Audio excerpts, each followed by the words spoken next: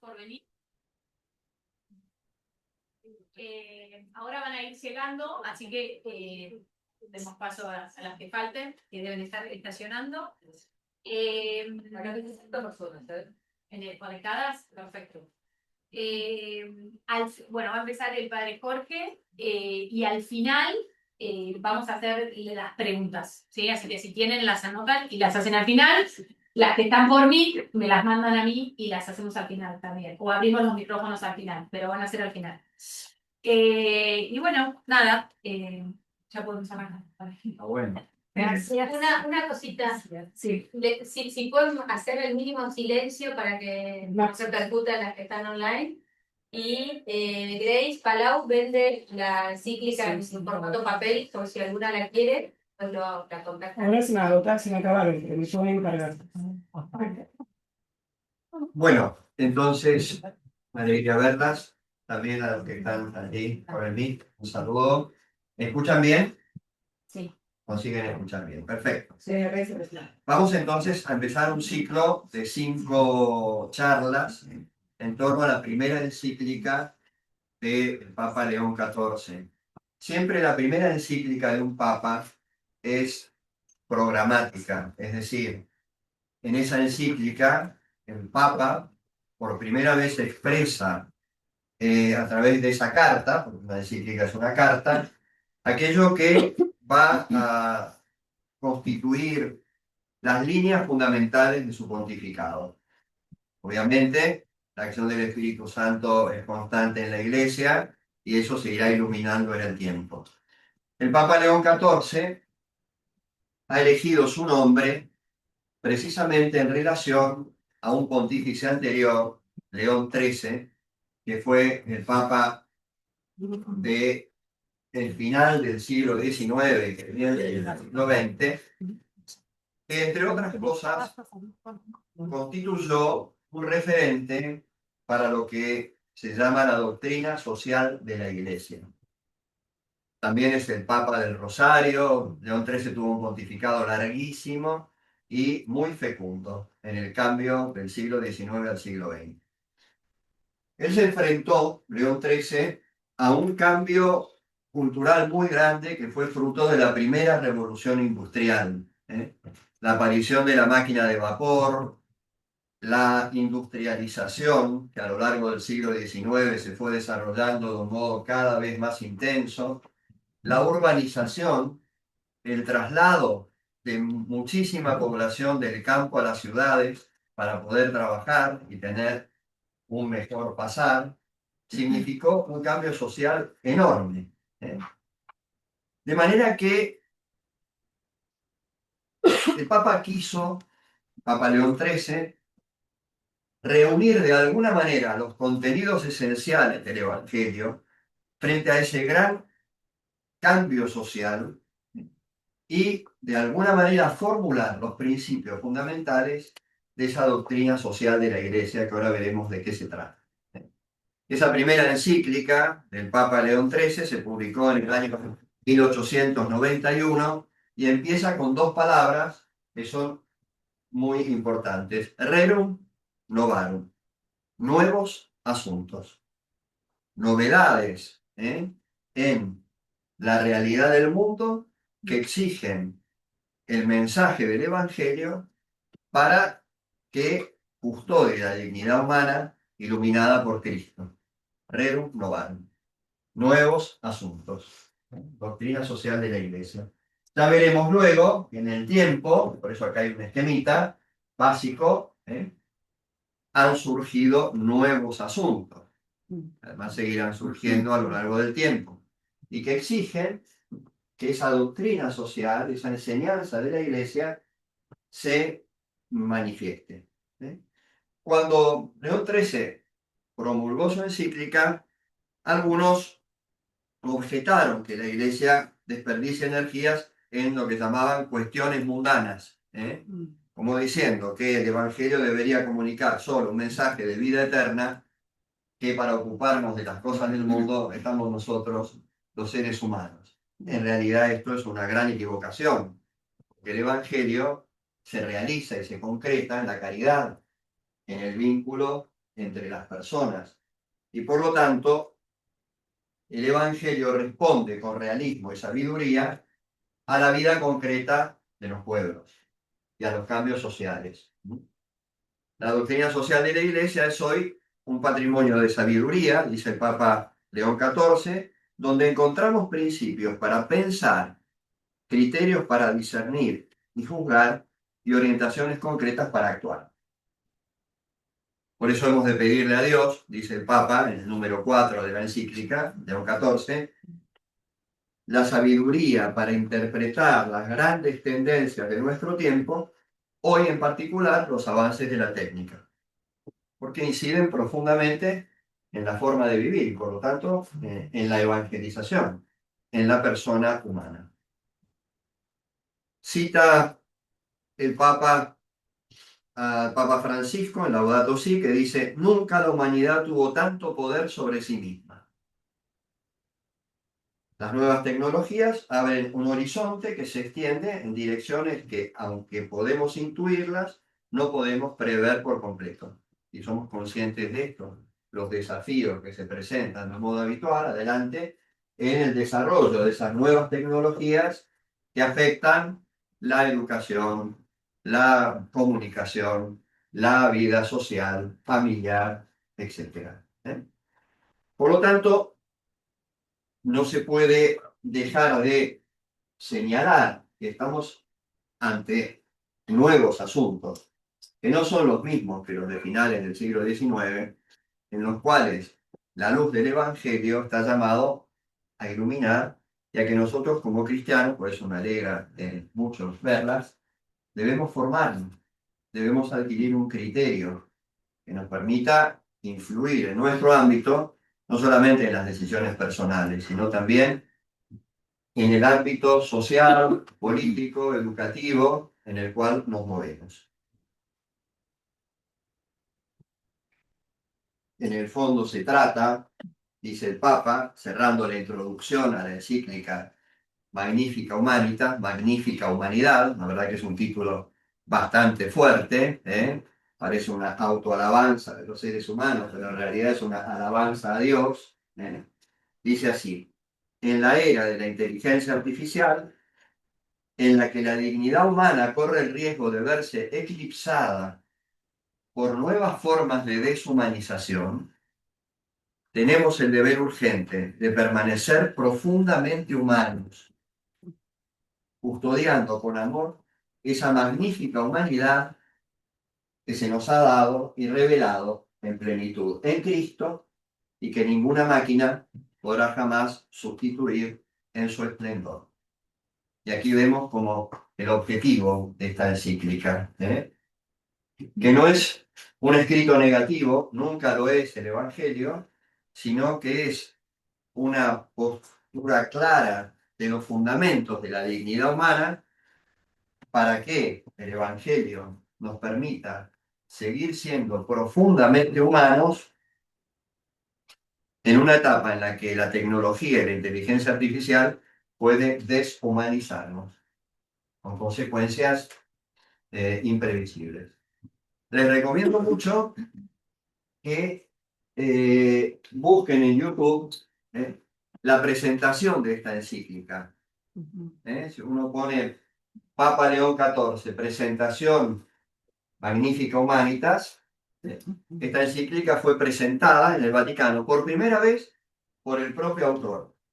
Nunca los papas presentaban su encíclica. Se hacía una presentación con expertos, pero el Papa no estaba presente. Esta vez el Papa quiso ser el que presente su encíclica, junto a un conjunto de expertos que hablaron.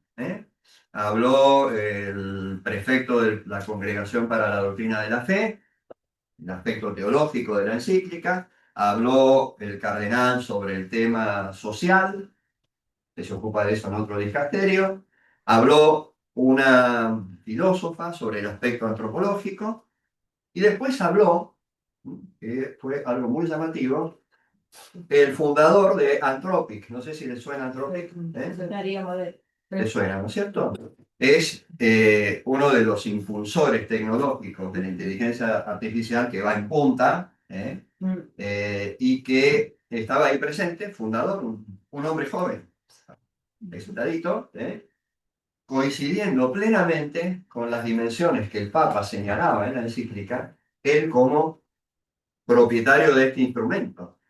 Es uno de los fundadores de la inteligencia artificial Claude. Exactamente. Responsable. Tiene la inteligencia del resto, Exactamente. responsable. Exactamente.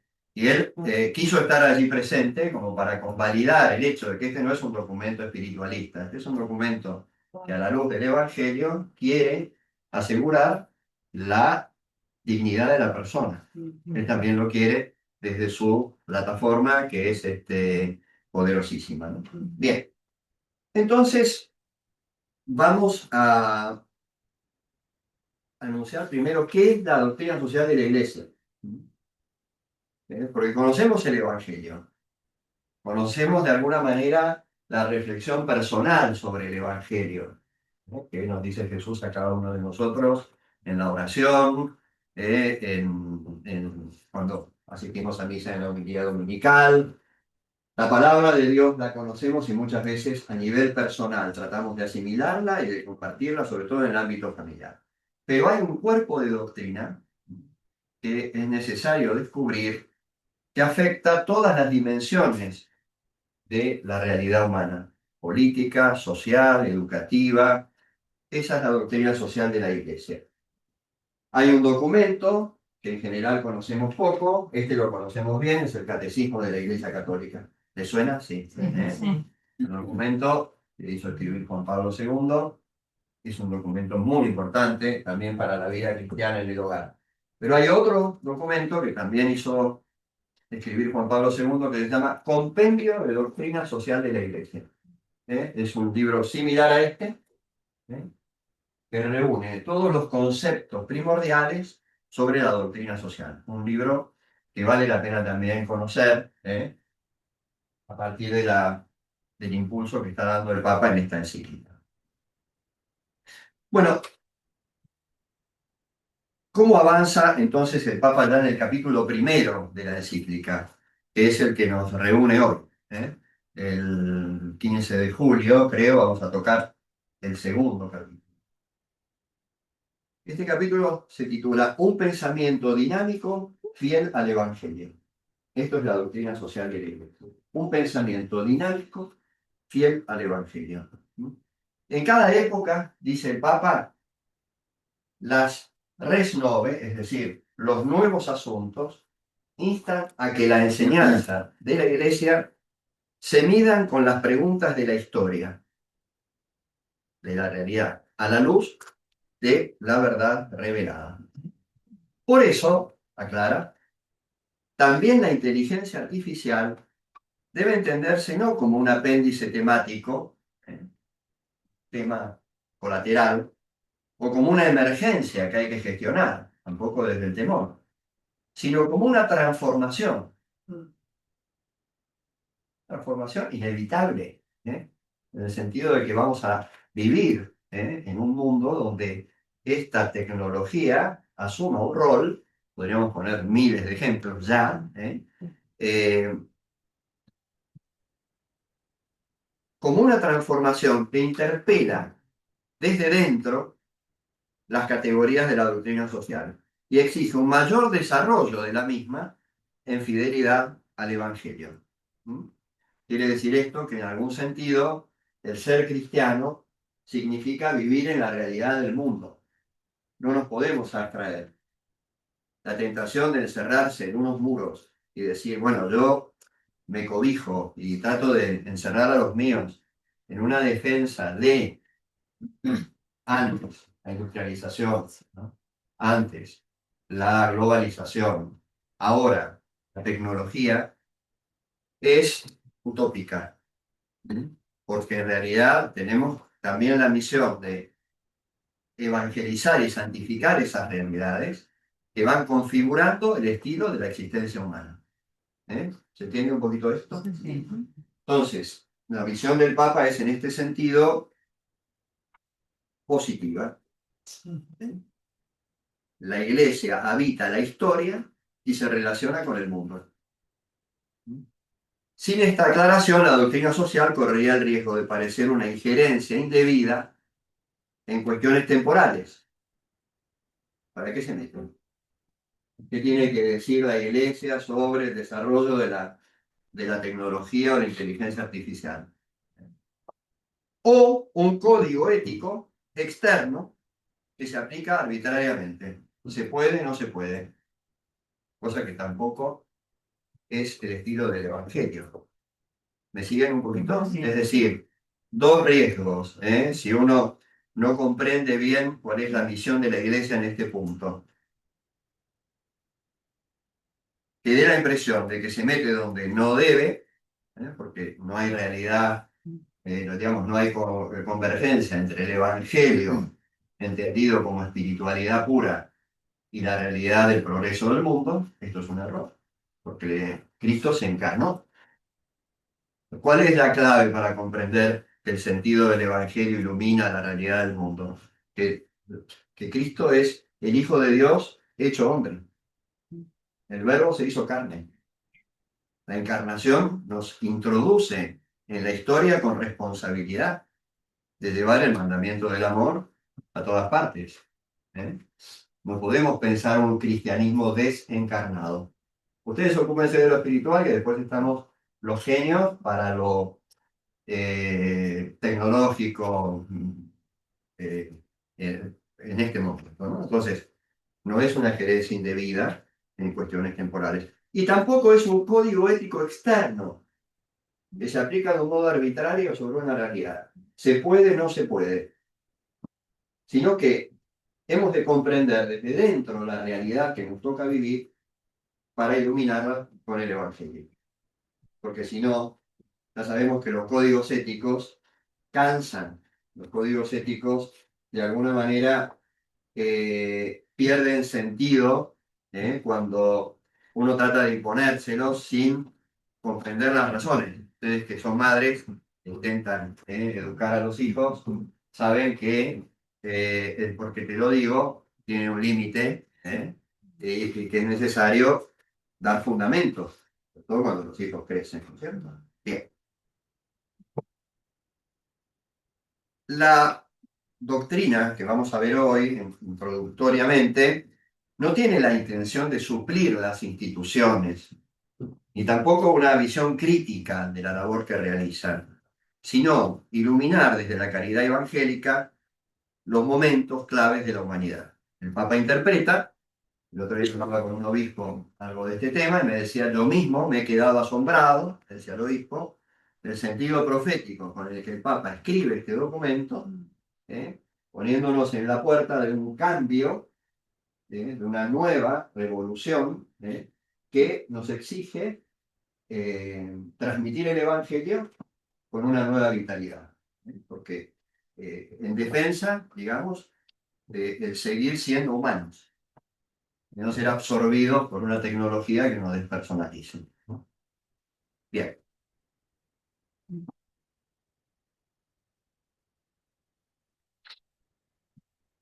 La doctrina social, por lo tanto, dada la gran variedad de situaciones históricas, no puede pronunciar una palabra única definitiva.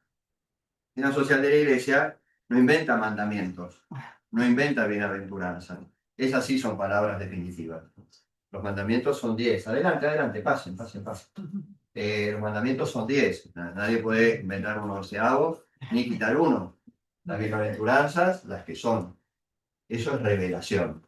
La doctrina social, en cambio, no da una respuesta exclusiva y válida para todos los contextos.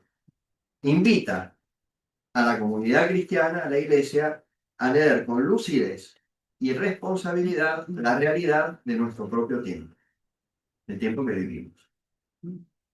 Por lo tanto, no es un manualcito que se puede aplicar. Nos invita así a la profundidad, nos invita a una reflexión personal que parte probablemente de la propia realidad y de la propia realidad familiar y del contexto donde vivimos, que nos lleve luego, en unidad de vida con la fe del Evangelio, a influir en nuestro ambiente. Por eso este es un llamado profundo a que los laicos, las mujeres y los hombres que viven en el medio de la realidad del mundo, que traen hijos al mundo, los educan, los preparan para la vida, asuman con responsabilidad su tiempo, ¿no? Y beban de estas fuentes de la doctrina social de la Iglesia. Bueno, entonces, acá hice una tablita con mi letra, que ustedes ya saben que no es muy visible, pero que sirve como esquema y que tampoco la están viendo todos, ¿no es cierto? Pero después le mandan una foto. Ya mandamos, ya mandamos. La mandaron, perfecto. Esta tablita se llama Nuevos Asuntos. Nuevos Asuntos. ¿Qué ha ocurrido a lo largo del tiempo como desafíos para que la Iglesia tuviese que clarificar a través de la doctrina social nuevos tiempos? 4 revoluciones sucesivas, podríamos decir. 4. La primera de ellas, durante el siglo XIX, la Revolución Industrial, que abarca hasta la Primera Guerra Mundial, podríamos decir como un lapso de tiempo. La caída de los imperios, saben ustedes que la Primera Guerra Mundial es el final de una época, ¿no? Un tiempo en el cual se derrumban los esquemas antiguos, y surgen las naciones, empieza una época diferente, ¿no? Esa época la abarca el pontificado de León XIII. Primera, digamos, primer desafío, primer desafío que afronta la doctrina social de la Iglesia. El segundo es la crisis del 30. Si ustedes recuerdan, y si no, googleen, que también la tecnología nos ayuda, una crisis a nivel global muy fuerte, que llevó a buena parte del mundo a la pobreza y que permitió el surgimiento de ideologías totalitarias, de alguna manera alimentadas por la tragedia de la pobreza que se extendía, tomó formas distintas. En Italia el fascismo, en Alemania el movimiento nacional socialista, el nazismo, y en Rusia, ya con raíces anteriores, el comunismo. Todo ese lapso de tiempo, ¿no? Que más o menos empieza con antecedentes a fines del siglo XIX, pero que se extiende a la década del 30 con la gran crisis económica, es la segunda gran, podríamos decir, revolución. Porque estos totalitarismos se extienden en el mundo y generan después un drama muy grande a lo largo del siglo XX. La tercera gran revolución, después vamos a volver sobre el cuadro, yo la marqué aquí con este subrayado, ocurre durante el pontificado de Juan Pablo II, que es la caída del comunismo, del último, podríamos decir, totalitarismo antiguo. Ya el nazismo había caído en el final de la Segunda Guerra Mundial y el fascismo también. El comunismo perduró y perduró con mucha fuerza. La caída del comunismo y la globalización. Ya durante el pontificado de Juan Pablo II, el desarrollo tecnológico, Internet, bueno, hemos visto surgir cosas que, no sé, el primer mail, las nuevas formas de comunicación, etcétera, suponen un cambio muy importante, también cultural, porque a partir de la globalización, muchas conductas se han unificado y se han generado nuevos estilos de vida que de algún modo reconocemos que nos afectan también. En los vínculos, digamos, debilidad de algún modo de las relaciones, cómo ha afectado esto a la vida familiar, matrimonial, logros y crisis, ¿no? La natalidad, como estamos viendo en este momento, por ejemplo. Bien. Caída, esto lo toma sobre todo Juan Pablo II en su largo pontificado. Y la cuarta revolución, podríamos decir, hemos dicho, primera revolución industrial, primera guerra mundial, crisis del 30, totalitarismos, globalización, globalización, último tercio del siglo XX y el cambio de siglo, es precisamente el cambio que a través del avance tecnológico vertiginoso y del aceleramiento de los procesos, hoy el mundo vive a partir de la inteligencia artificial como uno de sus elementos característicos. Estos 4 hitos generan magisterio, generan enseñanza. ¿Qué es lo que León XIII, hay un marcador más? Sí, ahí. ¿Dónde? Acá. ¿Qué es lo que León XIII destaca en su encíclica? Vamos a ir señalando simplemente temas, ¿no?, que se fueron planteando y que son progreso también para el discernimiento de la Iglesia y para la vida del mundo, porque muchos de estos conceptos han calado también en la sociedad de diversas maneras, ¿no? León XIII escribe una encíclica que se llama Rerum Novarum, Rerum Novarum, que quiere decir nuevos asuntos, precisamente, y él allí señala 2 principios de doctrina social que son de gran actualidad actual. Primero, la primacía del trabajo humano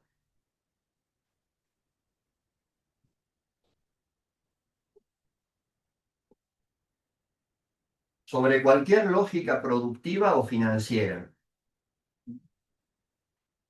De manera que la persona humana vale más que la gestión laboral concreta.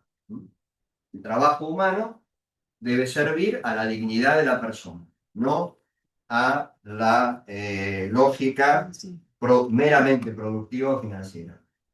Eso en aquel momento de la revolución industrial, donde había un triunfalismo enorme sobre la capacidad de producción, se trabajaba 12, 14 horas diarias, antes de las leyes laborales estamos hablando, ¿no? Los 7 días de la semana, esto irrumpe como una lógica, es decir, el trabajo humano sirve a la persona, no la persona al trabajo.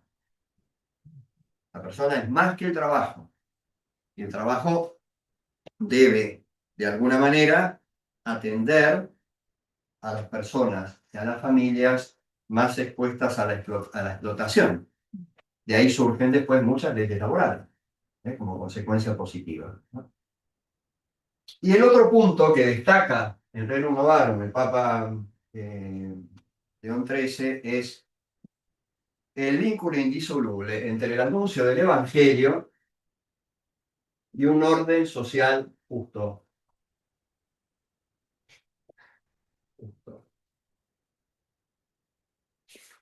La revolución industrial se produce en el seno de naciones católicas, cristianas, americanos, digamos, del norte de Europa, o protestantes y católicos. Entonces, no hay evangelio sin un orden social justo. La persona humana, digamos, el avance de la sociedad requiere tener esto en cuenta. No hay auténtica evangelización que no toque las estructuras de la convivencia humana. El Papa que recibe de lleno la crisis del 30 y el surgimiento de los totalitarismos es Pío XI, ¿no? En el medio hay un Papa santo, Pío X, pero que enfrenta otros desafíos de la vida de la Iglesia, sobre todo el modernismo como desafío teológico, por eso no está incluido en eso. Se ocupó de otra cosa. San Pío X, nada menos, un gran santo. Pío XI, el que dice en sus encíclicas, fundamentalmente, tres conceptos. Primero, la injusticia no se refiere solo al comportamiento individual, sino también a las estructuras económicas o institucionales. Pueden haber estructuras que en sí mismas no permitan vivir la virtud de la justicia. No es solamente la acción individual de una persona con otra, sino que la organización del desarrollo puede ser en sí misma injusta. ¿Se entiende el concepto? Bien. Destaca algo que es un concepto clave, que es el principio de subsidiariedad. Subsidiariedad. Subsidiariedad. El principio de subsidiariedad dice que lo que pueda realizar la persona, la familia o los grupos sociales no debe realizarlo el Estado o una instancia superior. Sí. No debe una instancia superior de poder ahogar la libertad y las posibilidades de desarrollo de las personas o de las organizaciones espontáneas, familiares o intermedias. El principio de subsidiariedad es muy importante porque la concentración del poder en un Estado o, como advierte el Papa ahora con la inteligencia artificial, en los poseedores de estos mecanismos, puede ser tan grande que manipule a las personas. ¿Advierte? Es un poder enorme. El principio de subsidiariedad fortalece el tejido asociativo y comunitario y evita la concentración del poder. Evita la concentración del poder. Muy importante. Y después, el tercer punto que señala este Papa es dignidad de trabajo, de trabajar en condiciones dignas, remuneración justa y protección de la familia. Porque lo que se está viendo es que la atracción de una vida laboral, estamos volviendo un poco a vivir algo parecido, ¿no?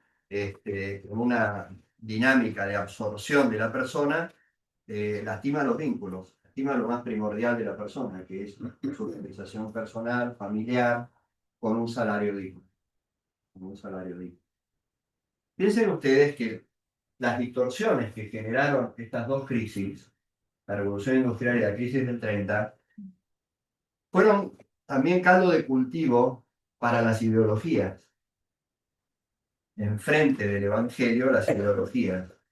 Es decir, propuestas erróneas de redención, entre comillas, de esas situaciones de crisis que llevaron a tragedias mucho mayores. La Alemania de la post-Primera Guerra se convierte en un caldo de cultivo para el nazismo. A un movimiento racista y la pobreza de Rusia, de la Rusia zarista, unida a la ideología que venía de Marx, Engels, se convierte en comunismo, ¿no? Porque la pobreza es extrema. Entonces, ¿qué quiere la Iglesia? La Iglesia quiere que el acompañamiento de los desafíos del tiempo estén iluminados por el Evangelio, no por una ideología, sino por la luz que da Cristo. Bien. Después de estas dos crisis que ya hemos señalado, una o dos, entramos nada menos que en la Segunda Guerra Mundial y la posguerra. Momento trágico. Momento trágico. Ahí está el Papa Pío XII, que tiene un pontificado muy largo, desde que comienza la guerra en el 45 hasta el año 58, y que él no tiene una encíclica de doctrina social, pero tiene mensajes dominicales donde señala algunos elementos esenciales, tres principios fundamentales. El derecho, es decir, la ley, debe prevalecer sobre el interés económico. El derecho, la ley, debe prevalecer sobre el interés económico. La desigualdad es terreno fértil para la violencia.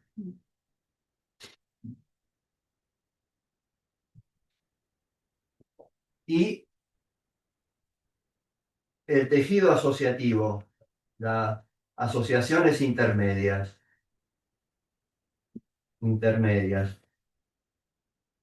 entre el individuo y el Estado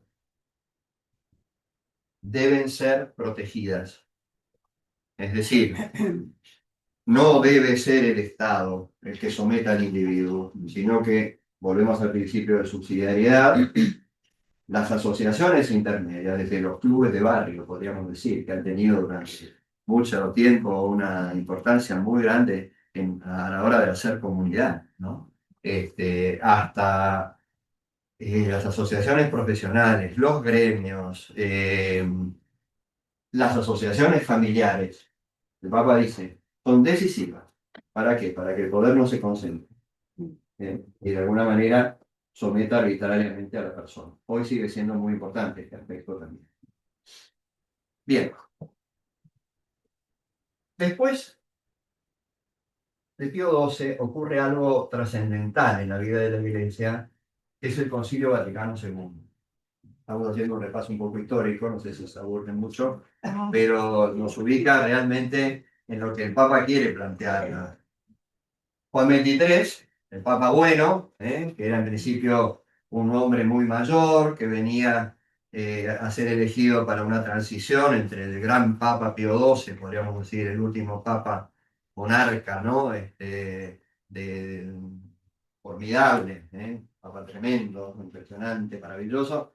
El Papa bueno, un día anuncia que ha recibido una inspiración del Espíritu Santo y que va a convocar un concilio. Se armó una impresionante. Impresionante. Nadie lo esperaba. Él dijo, fue como una rosa que se abrió en mi corazón, la inspiración del Espíritu Santo. La Iglesia necesita un concilio vaticano para examinarse a sí misma y aprender a relacionarse con el mundo de otra manera distinta. El Concilio Vaticano II es un hecho del Espíritu Santo formidable, lo conocemos poco.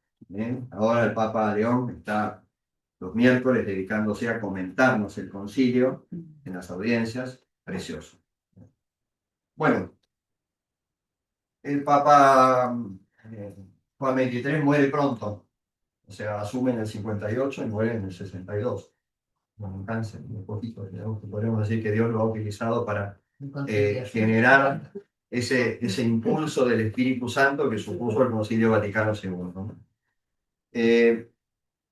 Y el que retoma el concilio y lo termina en el año 65 es el Papa Pablo VI. Pablo VI. ¿Qué surge de esta época? Esta época surge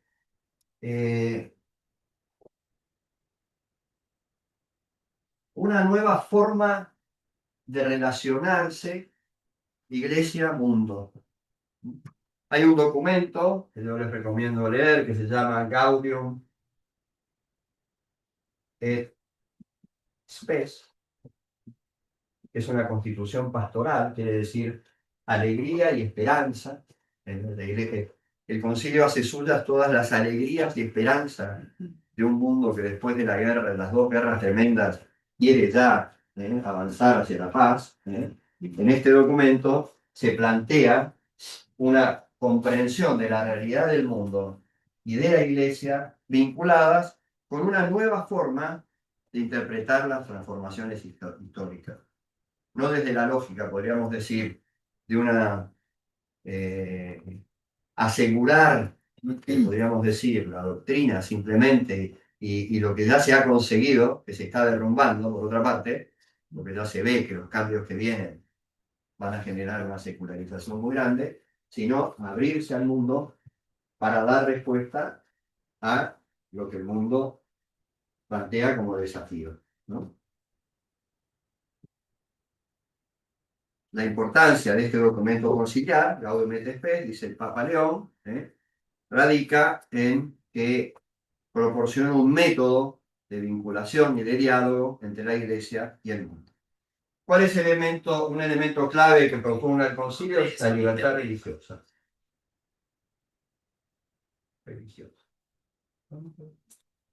El concilio proclama, digamos, como un derecho humano fundamental la libertad religiosa, que está acechada de distintos modos y sobre todo en estos totalitarismos ha sido previamente muy afectada.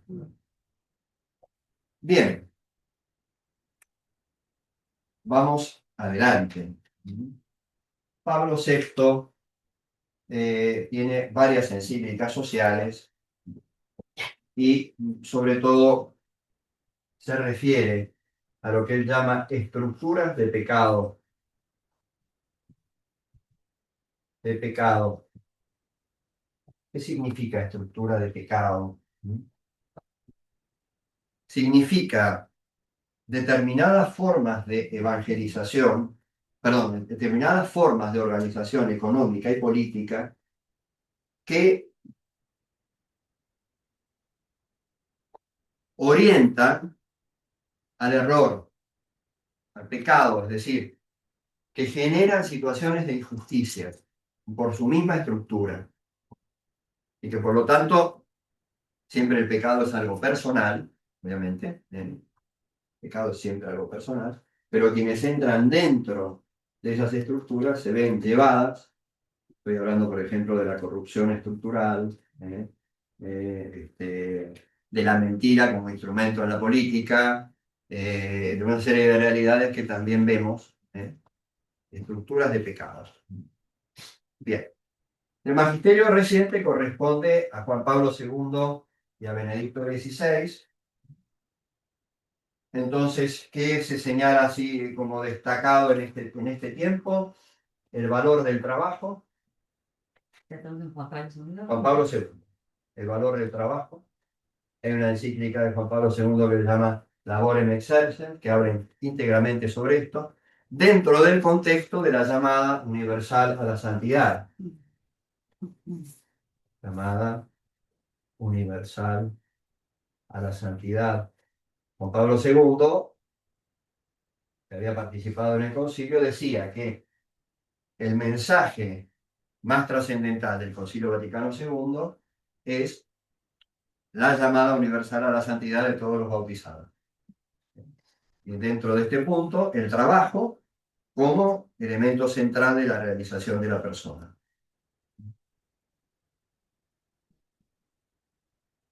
Ahí reitera el Papa que la actividad económica no puede pretender resolver los problemas sociales simplemente ampliando la lógica del mercado, sino que debe estar orientada al bien común.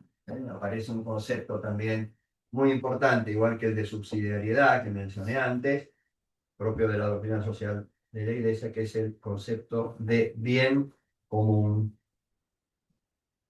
Bien común. No hay verdadero bien si no es compartido socialmente. El bien personal, así como el trabajo no somete a la persona, el bien individual no es superior al bien común. El bien que debemos compartir con otros. Después vamos a volver sobre estos principios de doctrina social. Benedicto XVI, ya después de tomar la caída del comunismo, que en su momento genera una gran esperanza. Dice, bueno, cayó, digamos, el último totalitarismo ateo, ahora es un momento donde el Evangelio puede proclamar su verdad, siendo respetado, sin ser perseguido. Pero ¿qué pasa? Se impone la lógica del capitalismo y del consumo. Entonces, aquella lógica materialista atea se transforma en una lógica materialista consumista. Y entonces, como toca, así como el materialismo ateo tenía una debilidad muy grande, que es lo que le provoca derrumbarse, que es un fallo antropológico, no respeta la libertad humana, y tarde o temprano el ser humano se hartó, no quiero vivir como esclavo de un sistema que me impone todo. El capitalismo consumista toca, en cambio, algo que a los seres humanos nos gusta mucho, que es saciar nuestra felicidad en las cosas. Entonces, irrumpe en la cultura occidental, pero luego en el mundo. Los chinos toman tanta Coca-Cola como los americanos, digamos. Y además, se suben a este tren. La lógica de que la felicidad está en el bienestar personal y en el tener, y en el saciar la felicidad en las cosas. Esa ola, podríamos decir, materialista, no ya atea, sino consumista, se impone y entra con una fuerza muy grande. Esto es lo que en algún sentido hemos vivido y podemos decir que seguimos viviendo. Por eso, Benedicto XVI sale al cruce de la crisis cultural, destacando dos dimensiones fundamentales del Evangelio y de la realidad de la persona. La necesidad de la verdad frente al relativismo y de la caridad como núcleo de la existencia cristiana, del cristianismo. El Papa escribe varias encíclicas en esta línea. Si perdemos la noción de verdad sobre la persona humana, el ser humano es destruido. Y el ser humano se realiza en el amor, en la experiencia de amar y ser amado. Por lo tanto, ahí tenemos Deus Caritas Est, una de sus encíclicas, Dios es amor, que habla de esto extensamente. El Papa vuelve como a los principios fundamentales. Señor. En ese momento se crea el catecismo. Catecismo lo publica en el año 1995 Juan Pablo II, y el que coordina el equipo de trabajo es el cardenal Ratzinger, precisamente, que sería después Benedicto XVI, ¿no? Entonces, ¿qué hace Benedicto con su sabiduría, con el Papa santo y sabio? Vuelve a dos puntos claves. Persona humana es defendida en su dignidad por la verdad, de volver a la verdad frente al relativismo que nos está destruyendo, y en el amor, en la experiencia del amor, no en la experiencia de la autosatisfacción, en la experiencia de un bienestar o de un consumo que empobrece la existencia humana. Llega después Francisco, ya terminamos para que quede un espacio de preguntas si quieren, y Francisco, bueno, ya lo conocemos, muy cercano, tiene un magisterio de doctrina social importante, muy centrado en el concepto de misericordia,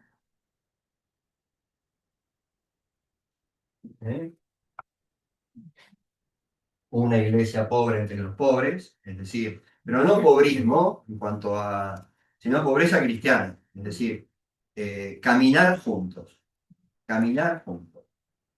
y por lo tanto hacernos cargo de las necesidades de los demás realmente. Decía el Papa en Evangelii Gaudium, el anuncio cristiano tiene una dimensión social intrínseca. Esto de algún modo nos plantea el salir del individualismo, ¿no? De la lógica de poder vivir la fe, podríamos decir, en mi relación exclusiva con Dios, e incluso por ahí sí en un ámbito reducido que está en orden. La casa está en orden, ¿no? Entonces, bueno, ahí estoy, ya está. No, a ver, obviamente nosotros no vamos a resolver el problema del hambre en el mundo, pero sí tenemos una responsabilidad social. Y tenemos una responsabilidad en el entorno en que vivimos.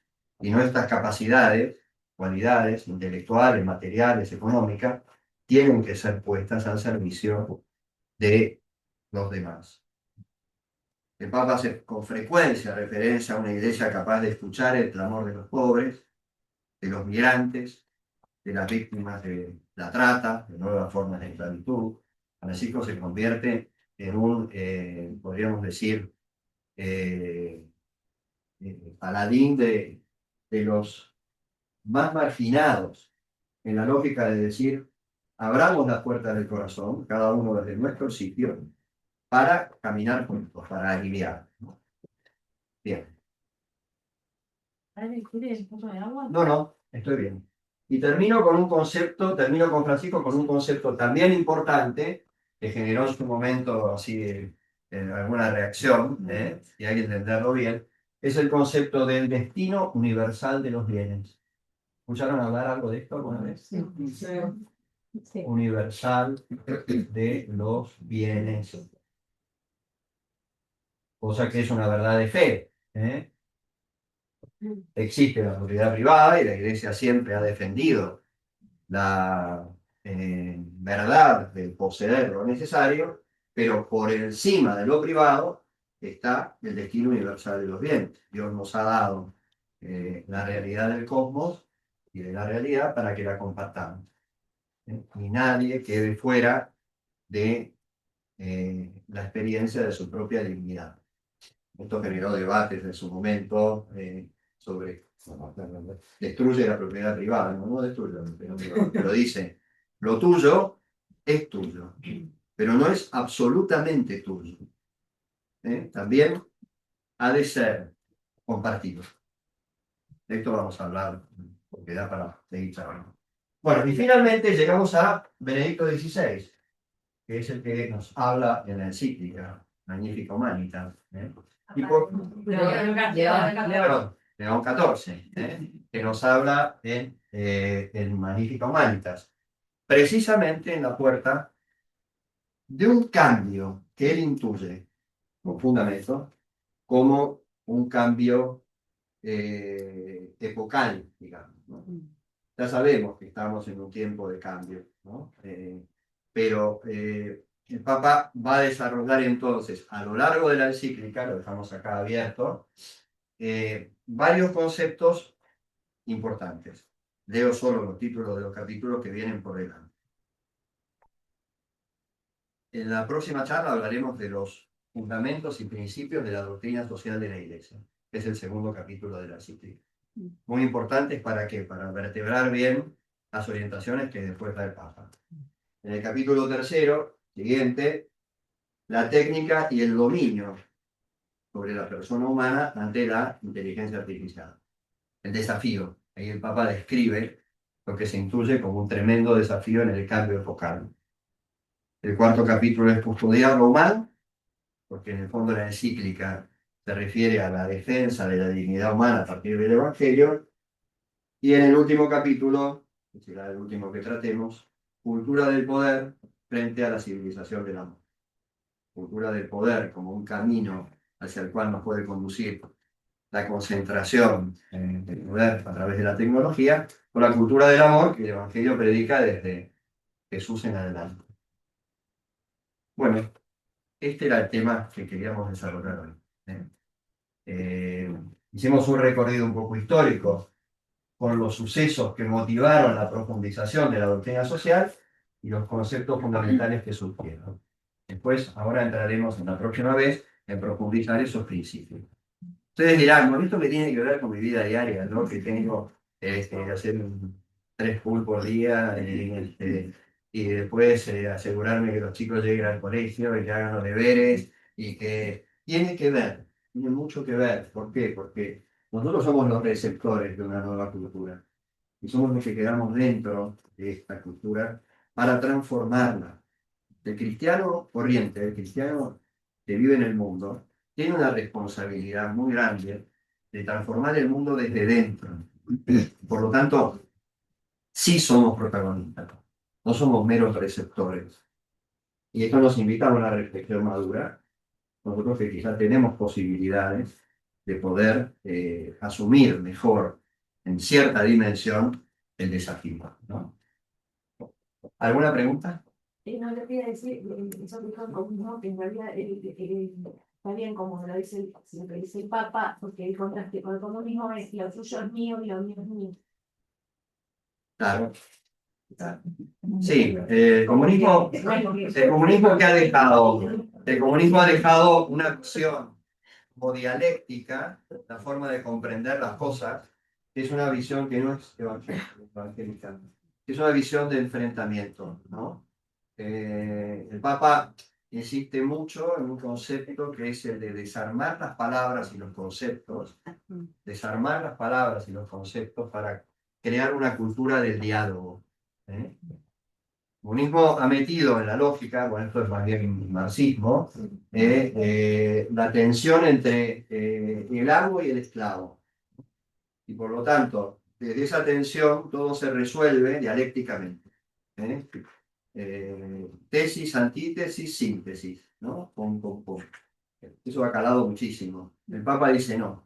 Desde el Evangelio debemos desarmar las palabras y los conceptos. Quiere decir, utilizar conceptos y modos de expresarlo que nos permitan el diálogo y el mutuo entendimiento. ¿eh? Esto también hablaremos porque sí se aplica a nuestra vida cotidiana, ¿no? Aprovecho y lo leo brevemente porque lo dice muy bien el Papa, mejor que nadie, ¿eh? Lo dice acá al principio, ¿no?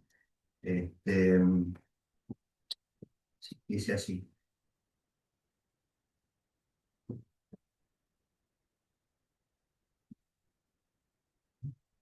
Edificar el bien requiere un lenguaje evangélico. Evitemos las palabras que humillan y enfrentan. Es el número 14 de la encíclica. Este número 14 nos sirve para hacer examen de conciencia. Edificar el bien requiere un lenguaje evangélico. Evitemos las palabras que humillan o enfrentan. Optemos por la claridad que ilumina y la franqueza que abre camino. Indiquemos criterios de discernimiento que nos permitan el diálogo. Es una actitud como de fondo que nos permite construir. De otra forma, podemos agravar las cosas, ¿no? Se trata de cerrarse frente al problema. Sí, Alfredo. No, un comentario por ahí, si sirve. El Papa Benedicto, cuando cuando empezó su pontificado, hablaba de la libertad compartida, que para mí es una expresión muy rica para entender la libertad, no de forma individualista del individuo, sino, y me llamó la atención en este documento, y lo estuve mirando, que el Papa León habla muchísimo de corresponsabilidad, de libertad compartida, no usa la misma expresión, pero el compartir lo usa permanentemente, y la corresponsabilidad también, y propone como una antropología de relación, en el fondo, digamos, yo vino desde la antropología, superadora incluso de la antropología que veníamos estudiando, era la persona, pero es la persona en relación. Y lo desarrolla con bastante hondura, aunque no es el tema principal. Me parece que ahí hay una clave para leer la parte antropológica del documento. Es muy importante porque este documento finalmente apunta al bien de la persona. Entonces es un documento antropológico, no es un documento social en el sentido político, económico, alguien lo puede leer. No, no, va mucho más profundo. Aquí se trata de el valor de la persona iluminado por la encarnación de Cristo. Él es el que nos muestra lo que significa ser persona. Y ser persona es en relación, efectivamente. Efectivamente. Desde la primera página del Génesis. No es bueno que el hombre esté solo. Nos realizamos en el don, en la mutua, y eso es un modo muy iluminado de este último tiempo en el magisterio de los papas últimos. ¿Alguna pregunta más? ¿Comentario? ¿Chat? Un saludo en el chat. A ver, alguien está hablando, pero me parece que está muteada. Este, Hola, ¿quién sos? ¿Cómo te va, Rita?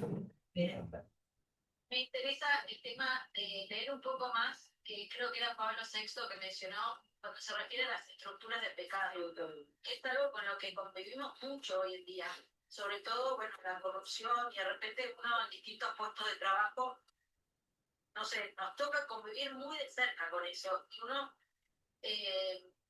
no tiene los valores bien puestos, pero también uno se siente un tonto al lado de todo lo que se vive muy de cerca esa convivencia con las estructuras de pecado. Entonces, ¿dónde poder leer un poquito más respecto de eso? Ahí podés leer directamente de Pablo VI, que tiene sobre todo un documento más especialmente valioso, que es Populorum Progressio. Populorum Progressio. El progreso de los pueblos en castellano, ¿no? Ahí él desarrolla muchos de estos conceptos, valorando muy positivamente el desarrollo, que ojo, esto no es un llamado al estancamiento, es decir, no avancemos nada de tecnología, no, es una realidad que ya forma parte de la vida, ¿no? Hay que aprender a manejarla prudentemente, sobre todo pensamos en la educación de nuestros hijos. Pero En ese documento, por un progreso, el Papa señala que en el contexto del desarrollo se dan condiciones que son menos humanas y que incluso constituyen estructuras duplicadas. Es decir, hacen que una persona no se pueda desenvolver éticamente o se plantee tener que irse. Muchas veces eso lo vemos en, no sé, en diversas profesiones. Y la lógica indica no abandonar los lugares donde estamos para poder modificarlos y cambiarlos. No se trata de aislarnos siempre más, pero efectivamente te ves metido dentro de una estructura de pecado. De todas maneras, hay que decir que el pecado es siempre personal. De manera que la persona que peca es la que consiente en una acción mala. El estar dentro de una estructura corrupta no te hace corrupto, hasta un punto. En un determinado momento te lo tenés que plantear, ¿no? Por eso hay que pedir consejo. ¿Alguna pregunta más? De nada. Bueno, no se desanimen. ¿Dónde caí, digamos? Estamos en todo este tema, a mí yo no sé cuánto, no. Esto es muy valioso y muy interesante, todo lo que viene. Me parece que vale la pena perseverar, escuchar al Papa que nos ilumina mucho. Porque, insisto, todos estamos involucrados en vivir nuestro tiempo de un modo positivo. El cristianismo es esperanza, no es miedo. Además, padre, tenemos nuestros hijos que Están los te hijos, exigen estar al día. están los hijos, claro. Sí. Bastante de esto, Tenemos que aprender a surfear la ola, como te dice. Porque la ola viene. no estamos en la ola, estamos ahí, ¿no? No sé, anoche estaba, hice algo que no hago casi nunca, que salir a comer afuera de mi casa, porque ya a la noche necesito descansar, y estaba comiendo en la casa de un matrimonio joven que yo casé, él trabaja en Mercado Libre, y me decía, padre, inteligencia artificial entró hace un año a la empresa. Hace 6 meses, con, ¿cómo se llama? El atropello. Estamos dados vueltas. O sea, cambia el trabajo, cambia. Él no me lo decía desde el temor, me lo decía desde una lógica. En realidad, Esto ya llegó, ¿no? Además me dice, yo soy profesor en la UBA, él es actuario y es profesor de estadística en la UBA. Cambia la forma de enseñar. O sea, no puedo seguir enseñando como enseñaba antes. Hoy tomo un examen de estadística. Tomo un examen de estadística. Viene un chico, le saca una foto del examen y se lo resuelve la inteligencia artificial en 5 minutos. No puedo seguir evaluando de la misma forma ni enseñando formulitas. Eso ya lo tienen. De hecho, se habla de que va a empezar el Excel. El Excel está Y bueno, sí, da la impresión que ya está superado. Entonces, quiero decir, esto, ahora hay que decir algo, hay que decir algo también que es importante. Lo que hay que preservar y conservar más es la formación humanística. Es decir, formidable la tecnología y todo el progreso lo que va a generar significará adaptarse en muchos aspectos. Pero la conciencia y el tesoro acumulado en miles de años de historia del ser humano, no me refiero solo al Evangelio, que es decisivo, ¿no? Pero hablemos de los clásicos, hablemos de los griegos, hablemos el tesoro de humanidad, hoy hace falta humanismo. Humanismo integrado a la realidad de este cambio. Entonces, las profesiones humanísticas son muy importantes. Porque dirán, padre, se van a morir de hambre. Mira, por ahí menos que antes, porque muchas cosas técnicas las va a hacer la inteligencia artificial. Pero humanismo tipo filosofía, letras, arte, arte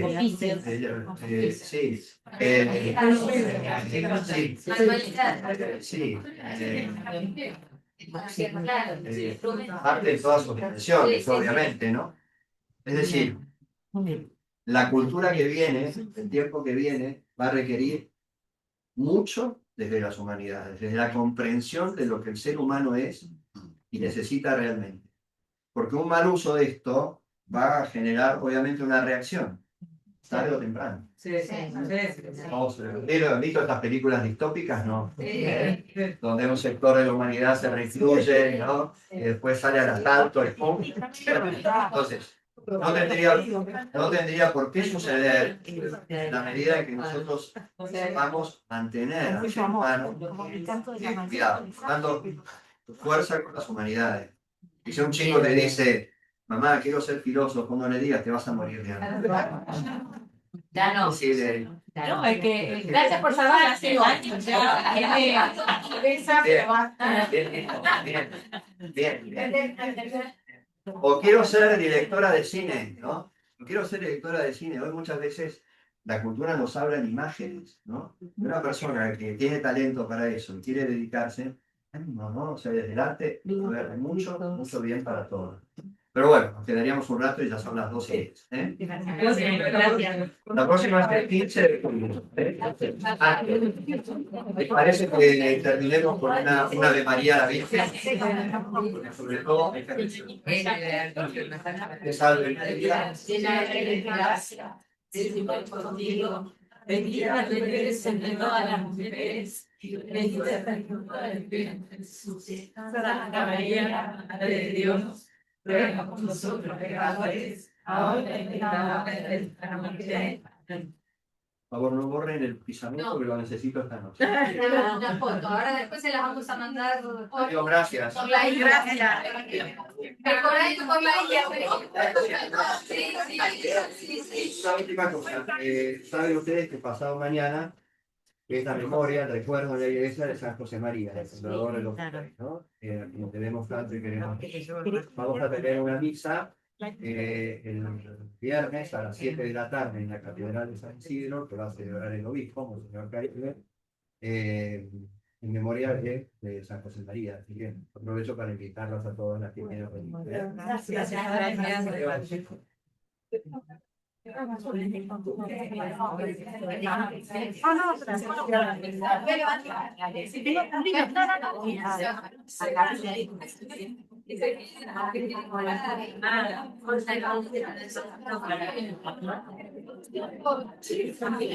Son pensados. Voy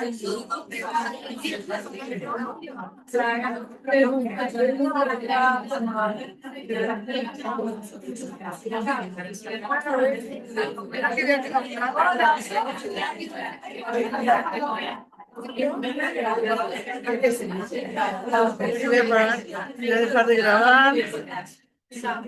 Nos vemos.